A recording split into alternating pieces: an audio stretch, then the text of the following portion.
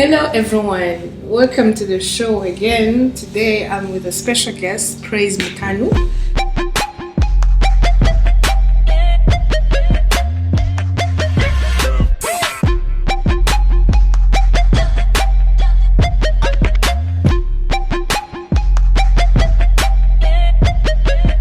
Many of you probably know her because she's a business owner. She has a shop called Jado Buja.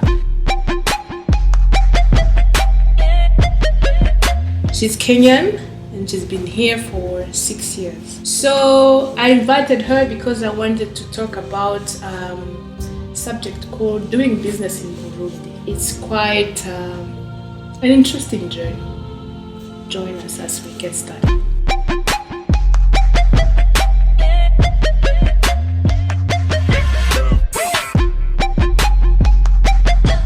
You as a Kenyan lady, a foreigner in Burundi, how did you find the environment, the business environment, coming from a country where the dynamics are completely different?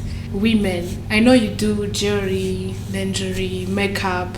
So I came to visit, as I said, and the weekend when I came here, I discovered that I didn't carry any underwear. So I had to call the few people that I knew then to at least refer me to somewhere where I can buy some underwear. Yeah. Unfortunately, they all referred me to Ruvumera. And I was like, yeah.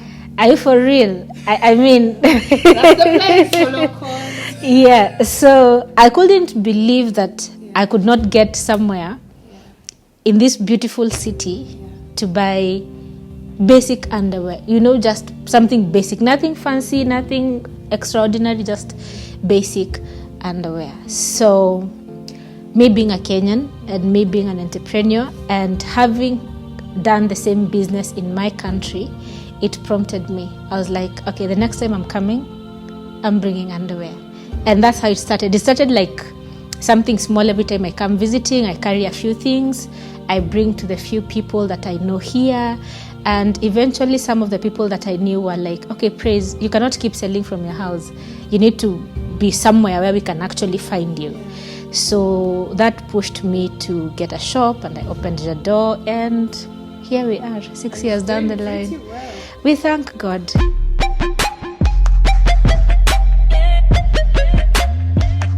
So Praise, you have a strong presence on social media, and for you to haven't found your place in a new environment, French-speaking country, you need to tell us what you did. What's your strategy? What's your marketing strategy?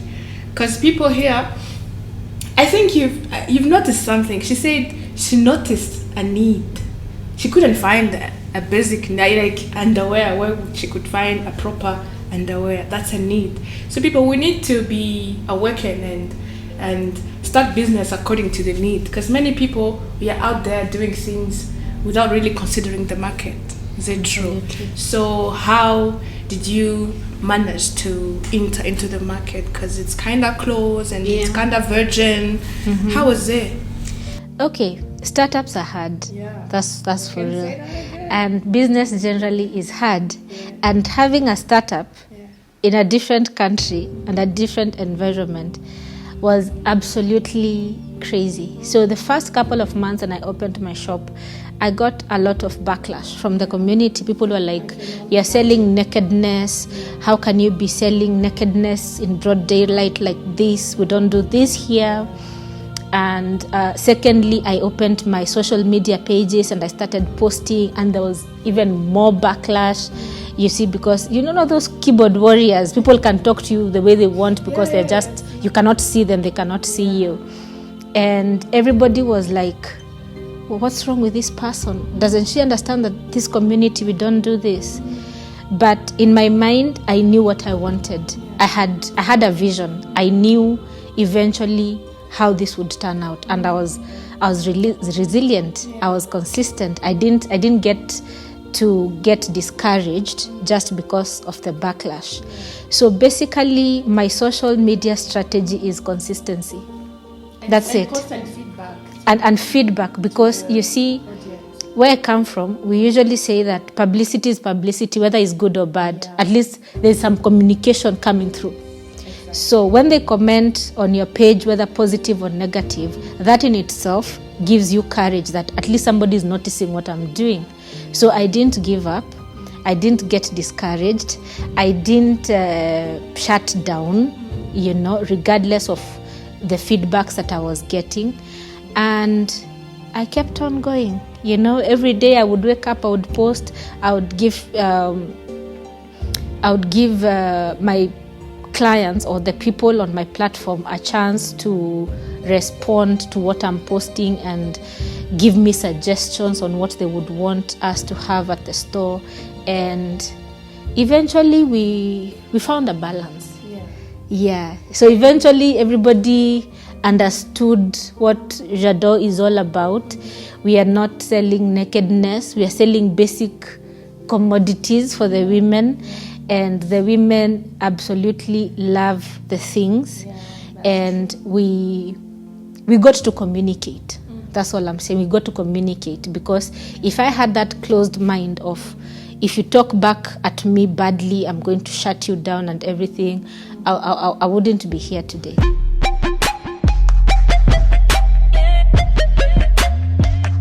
Yeah, that's an important point you're raising, because I've noticed a few things about how Burundians, locals in general, behave on social media.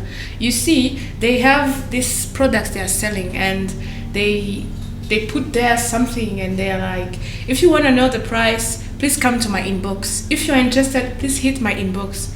That's already something. You are giving us work.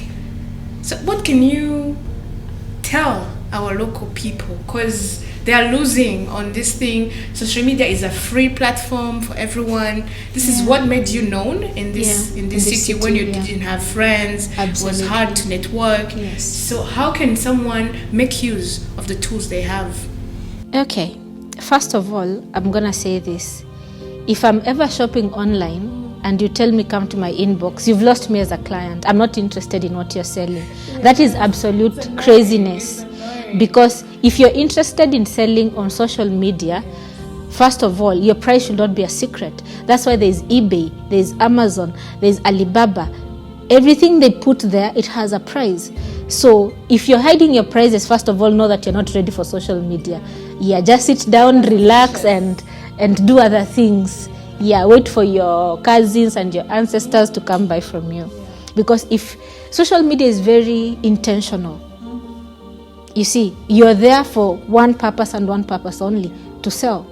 So if you're busy posting your items and you do not want to actually say the price, or there's also a flip side, people post things that they actually don't have.